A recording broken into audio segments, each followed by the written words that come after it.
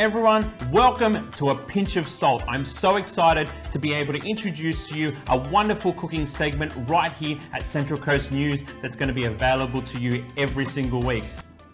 Next to me is a true friend, one of the greats at the Central Coast Mariners, Yaren Sozer. Good afternoon. Good afternoon. Thanks for having me. Mate, absolute pleasure having you here in the studio, and I can't wait to cook a little bit about like Turkish food, which is where you're from. Yep. Tell us a little bit where you started, like where are you born, where did you get raised, whereabouts? Yeah, so I'm originally from Melbourne. I was born and raised there. I've only been on the Central Coast for 2 years now, as you know. I'm come from a Turkish background, so I was lucky enough to live over there as well.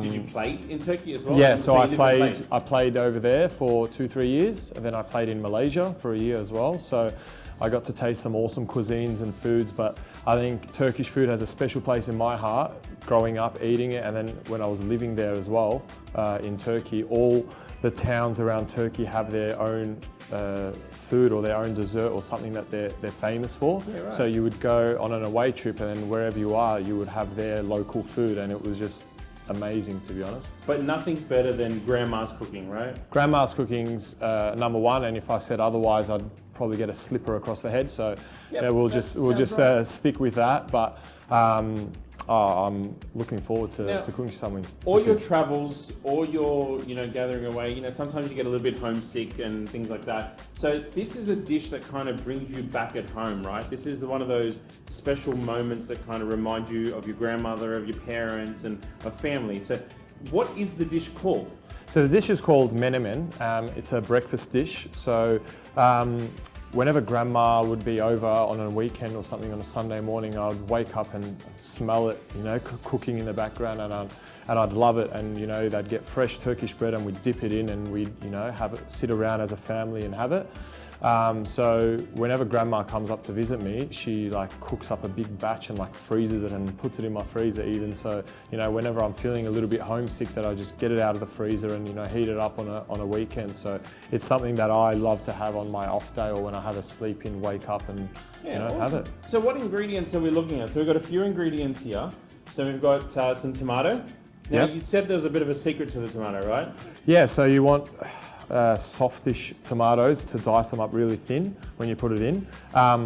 So the onion is optional, right? So the onion you can go with or without, but I think because grandma's grown up with the onion, I think it'd be absolutely rude not to.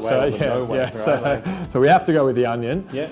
And it's just a medley of vegetables, capsicum, whatever. That better not be coriander, by the way. No, definitely not coriander. So just in case anybody doesn't know, Yaren does not like coriander. So if you see him in your restaurant, you invite him to your house, make sure you give him lots of coriander, because we have to change this this kind of thing. He's a little bit emotional when it comes to coriander. This is parsley, so it's okay. So get rid of it. He's even shown me Facebook pages that I hate coriander Facebook page. I'm passionate. Passionate about not liking coriander. One of the things I love about this tomato and the capsicum, you're talking about it being soft and things like that. So you can still cook with things that are kind of you think that are going bad or things that aren't going good. This is a wonderful dish that you can actually put and actually use and cook. Yeah. It tastes good, right? Yeah, exactly. Yeah, great. So while I chop up the onions and do a few things, I want to ask you a few questions about your journey, your journey into the football world. Yeah. How does it start? Where did you begin? Where did the passion lie? And then eventually, how did you end up in the goals? Yeah, great question. So I think coming from a Turkish background, dad, granddad, all my family are super passionate about football. So because of the time difference living in Australia, Dad would be up at 3 a.m, 4 a.m. watching Galatasaray games, back home. And ever since I was a little kid, I remember just waking up and jumping under the blanket with Dad and, watching some football games. And I think that passion ran in the family. So very early on, I started playing with my friends, and then joined when I was under 6s or under 7s. And I think the journey for a goalkeeper started very young for me. I was probably 7 or 8, and then one day they had a spot in goals, and the coach asked who wants to go in goals, and I put my hand up.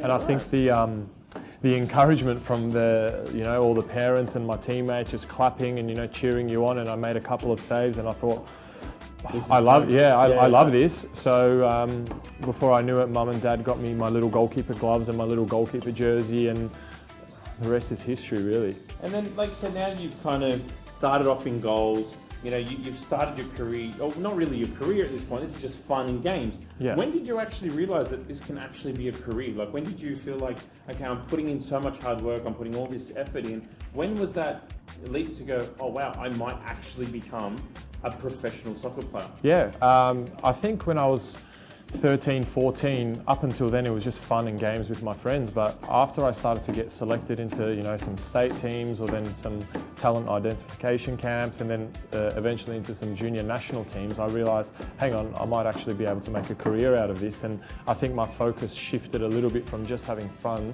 with my friends to, you know, really getting into shape, and pushing the boundaries to try and, you know, make it to that professional scene, that professional level. You say getting into shape, like, and one of the things that I've noticed is when you come in and I'm cooking for you and things like that, you're very regimented about your diet and what you put in. Is there any advice that you can give to, you know, any of the young listeners, or even some of the parents that are hoping for their kids to hopefully become a professional soccer player, about their diet and about their regimes and things like that? Yeah, so eating clean is so you know, important for us. I think I try closer to a game to increase my carb intake, so carbohydrates, so like your pastas, your rices, all that kind of thing. And then on big training days, I try and increase my protein intake, so maybe some more steak, some chicken, some fish, with lots of vegetables as well. So according to my day of training, usually when I come into you, I say I've had a big gym session or whatever, I want more protein, or I've got a game coming up, I need some more carbs. So just tailor your diet around your training schedule, basically. Yeah, right. Now, you kind of now have travelled in, you've kind of, you know, you've done your soccer, you've played your games, you've kind of now come to about, 15, 16 before you start to realise that I'm going to become a pro one day. Yeah. What was your first pro journey, and how did it feel to get that phone call to say, like, where did you start, for example, and how was that phone call to say, we want you for our team? Yeah, I still remember. So the first time I went into a professional setup was at Melbourne City, and I spent about 4 or 5 years there. And it started off as a trial with the youth team, and I think I was 16 at the time. And then hearing that I got my youth contract there, I was over the moon. My family had all come around. We had the big Turkish barbecue, all the meats were out.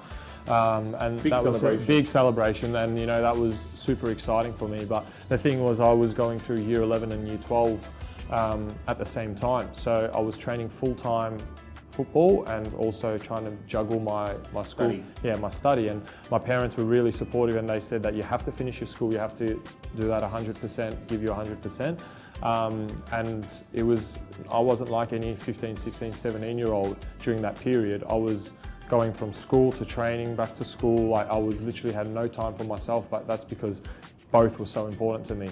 And I think looking back in hindsight, I don't regret it at all. I think that's kind of brought me to where I am now. Like, I'm studying at university as well, so it's like... So not only do you play for the Mariners, you're actually studying a degree at university as well. Yeah, exactly. What are you studying? Commerce. So I'm doing a Bachelor of Commerce. Wow. Now that I'm in the professional scene, I think it's, you know, kind of in the backdrop a little bit, which is fair enough. I'm just studying part-time, but it's good to get that ticking off in the background. But it's one of the things that I find fascinating across the whole A-League, or across the football family as such, is it's not 80% to football and 20% to study. You know, a lot of the families that I've been speaking to, and a lot of the players that I've been speaking to, it's pretty much 100% to study and 100% to football.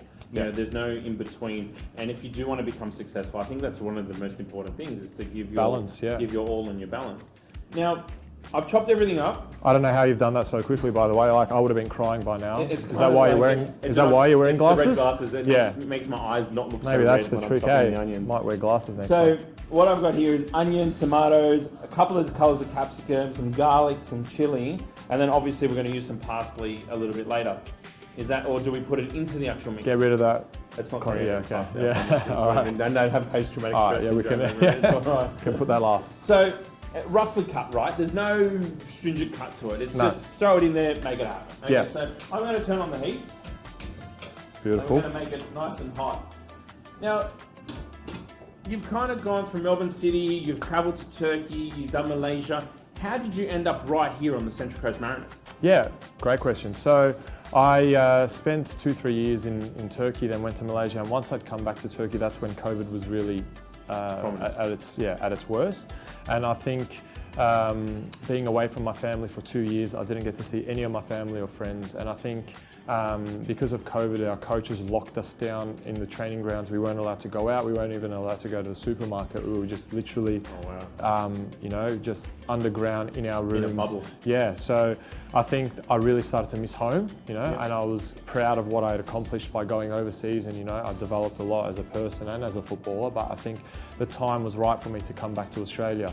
And I came back to Australia and, spoke to my agent and put word out that I'm back in Australia, and luckily enough, I got an opportunity here at the Mariners. Yep. And I think the club culture is, exactly what I believe in as well, that family culture, family, friendship, and, it goes to show with our change room as well. We, have such a great bunch of boys and coaching staff. So, I've fit in like I'm at home, in this family, in this community. And it's still close enough for your parents to visit. Yeah, of course. I think that's one very special thing that the Central Coast does offer, not just in the Mariners, but actually as a region, is that you all become a part of our families. Yeah. When your grandmother came up or your parents come up, we go out, they come to the restaurant, we talk, we have fun, and it's like my grandmother has come and seen me as well, and I think that's what's very, very special about here in the Central Coast, and being a part of the Mariners family is growing together.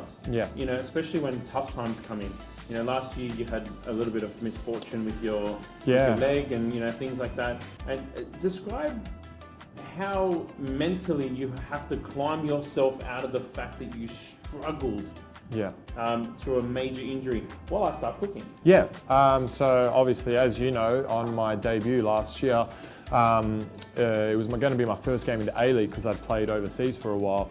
And unfortunately, 15 minutes in, I ruptured my quad and it snapped completely off the bone and retracted down my leg.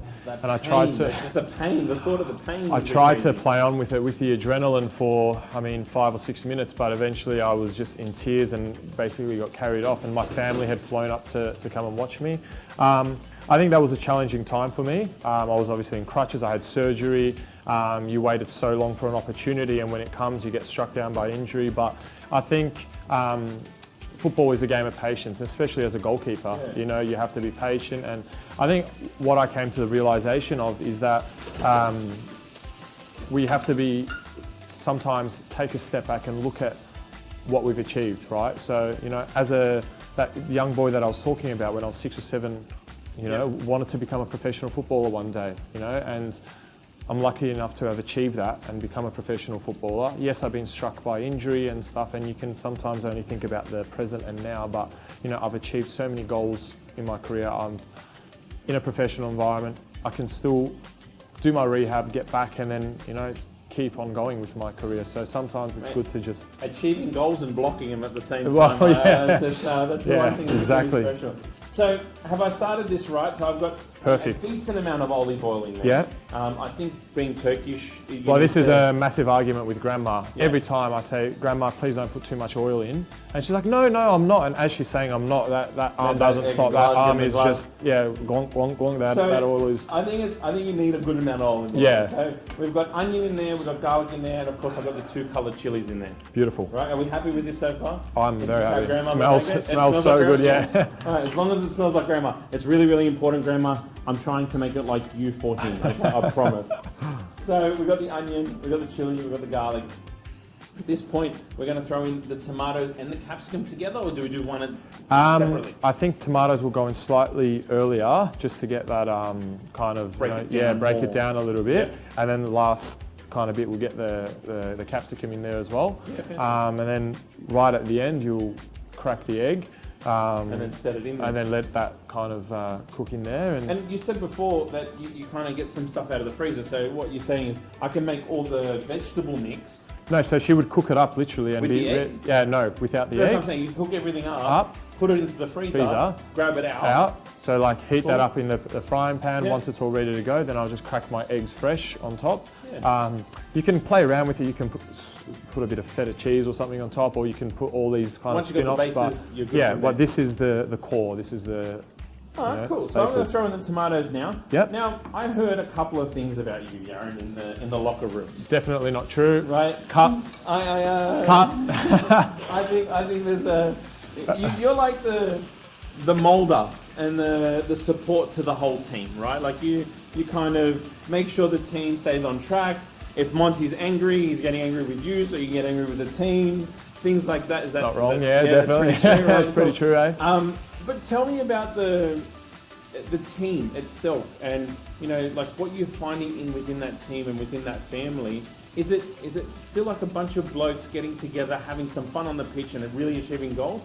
And like, is the banter still there? Is all that still there? Definitely. So I think sometimes we forget that what we're doing is work, because we literally have such a good friendship network inside the club that it's just like we walk into the change room and the first thing we do for half an hour is like we all sit around and just laugh about what we've done on the weekend or what's happened, and then we pick on people and be like, and it's just so much fun, and the banter is honestly next level. So we do a secret Santa, and then the presents that are getting pulled out and stuff. So I think that's what brings us close on the pitch as well. I mean, even on the pitch, if we were mic'd up on the pitch, it would be fun, because we're always just in each other's ear. Like Jace or like anyone will be taking a shot, and we're just giving him a bit of stick, and then they turn around and give me a bit of stick, and that's what it's all about. That's what. Yeah. So and that means that you're in charge of this thing that I keep on hearing. Put a fines system. I'm in charge of the fines, and sometimes that that doesn't make me a popular person at the club sometimes.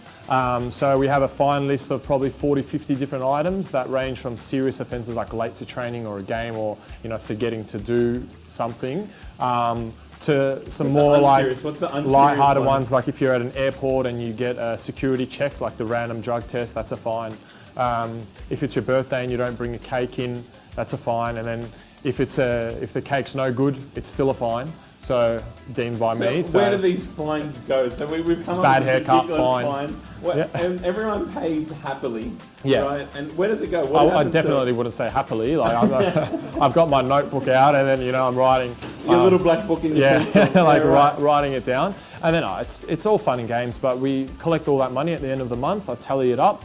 And then that is kept in a kitty, what we call a kitty, and I keep all that money. And then every month or so, we'd organise like a team event. So it might be out dinner and drinks, or we might go, like last time we went on a private a yacht, which you thankfully catered all the food for, and the boys are still buzzing about. So this is one thing I'm fascinating, because like a lot of people ask me about teams and how to get team morale up and things like that.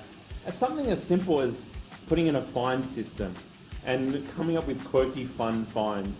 And it's not about the money, it's not about the fines. It's about what the end goal is, and it's to bring you guys together and have more of a humbled team. Yeah. It really makes it special that even at an A-League level, you're still having that humbleness together and as a team together. Yeah. That's pretty cool. Yeah, absolutely. We always go out together when we go to do it, and I'm actually in the process of trying to figure out what to do next, with our fine money. But that's cool. Yeah, it's just something we do. Tomatoes look like they're breaking down a little bit. I'm going to throw in the capsicum. While I throw in the capsicum, I want to ask you a little bit more about your position as goalkeeper, and more importantly, as second goalkeeper. So like you've got Vuka in the goals at the moment, things like that. What role as the second do you play? Because in my belief, it's more important, if not just as important, to be that second, because you're relied on a lot more, and you're trusted a lot more with the team morale, as well as going, I've got your back. Yeah, like it is a niche position. It's it's unique in a sense of I think goalkeepers as a whole, we're a team within our team as well. So like we call it our goalkeeper union, and Vuka and I get along really well, and my job is to push him to be better, and make sure he's feeling good, he's trained well throughout the week, just always have someone pushing him, and on match day make sure he feels comfortable. But at the same time, I need to be ready as well, because with football you never know. I might be thrown in at any point during the season. As a number two, it's sometimes tough because you travel away. We went to New Zealand for a few days, and then all the players on the bench might come on and play their part. on the pitch for 5 or 10 minutes, or start, and you travel and you might not play. But I think my role is not just on the pitch but off the pitch. Just making sure the younger boys are doing all right. Just the boys, the morale's there, the banter's there.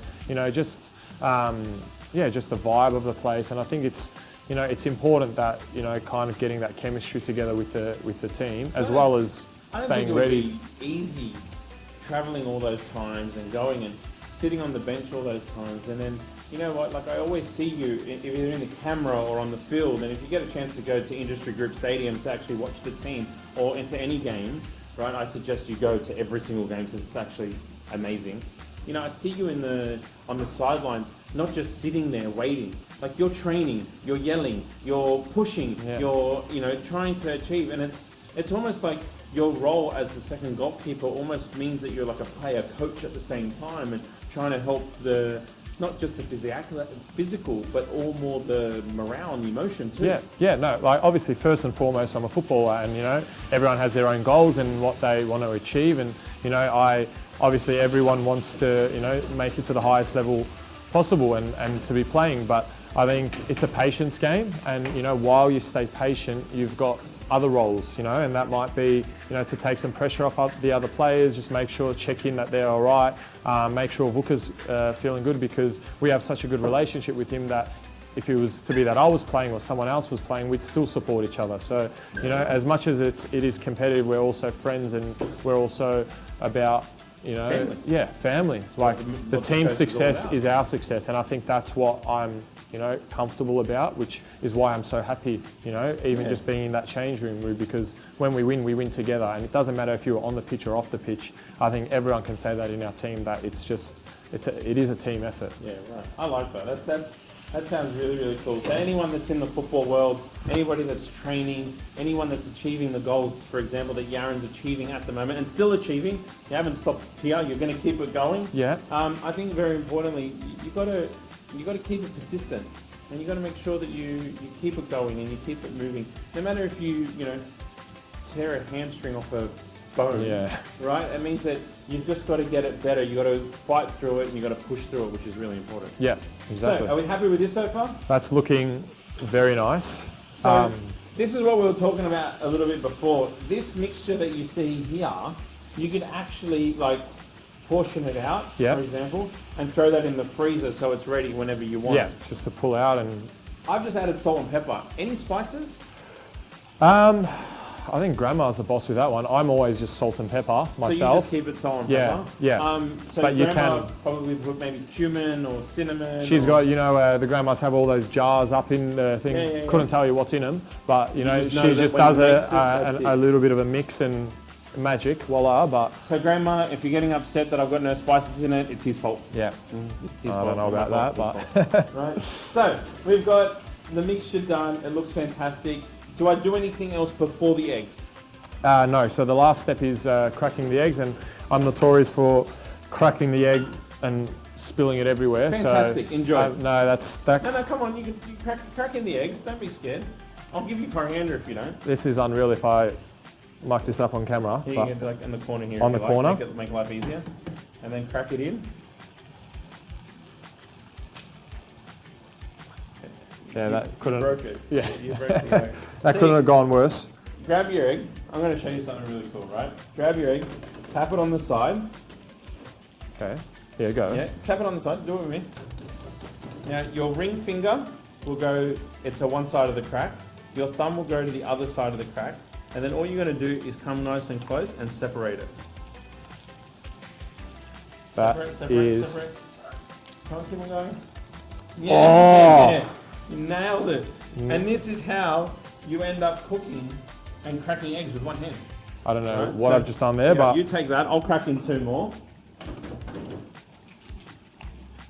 Look how good that looks, but. Right, I think this looks cracker. And then I think what I normally do is on top of this, I put some more salt just for the eggs as well.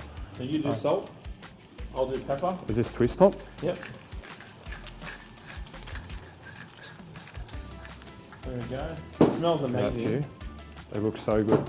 So if you want, you could eat this as is. Yeah, you can. So I sometimes when I'm trying to stay away from bread and carbs, I get a spoon and might put some feta or whatever and have like this. But what you're supposed to do is, get like some fresh Turkish bread or just any type of bread and, like dig in. But there's no real, anything. There's no real rules about it. It's just more, it's like a family dish. It's more like, you make a big pot of that and then you put that on in the middle of like a table and then people just dig in, So like, what you're saying is if I got like a paella pan, right, I could actually make this a big one, and a paella pan. Crack the eggs on it, and then obviously everyone just grab their bread or whatever or a side plate and just. I think that sounds like the next team's breakfast. What do you reckon? Would love that. I'll bring my big pan down and we'll do a cook up. Sounds unreal. Get some feed in.